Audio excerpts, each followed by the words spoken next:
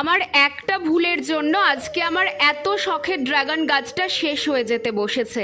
এত যত্নে আদরে বড় করলাম আর গাছটা চোখের সামনে এইভাবে নষ্ট হয়ে যাচ্ছে। যাই হোক, আমি যেই ভুলটা করেছি তোমরা সেটা করো না। আমার গাছটা তো নষ্ট হচ্ছেই, সাথে ফলটাও নষ্ট হচ্ছে। ড্রাগন গাছটা বসানোর পর একটা অ্যালামন্ডার চারা বসিয়েছিলাম। যেহেতু ফলের ট্রেটা অনেক বড় ছিল, ভেবেছিলাম কোনো সমস্যা হবে না। আর সেই অ্যালামন্ডা গাছটাই আমার কাল হলো। অ্যালামন্ডা গাছটা এতই বড় হয়ে যাচ্ছে যে এখন ড্রাগন গাছটাকেই বাড়তে দিচ্ছে না। আর ড্রাগন ফল এতই মিষ্টি হয় যে একবার করে নিম জল বা ফাঙ্গিসাইড স্প্রে করতে হয়, কিন্তু আমি ভুল করে করিনি।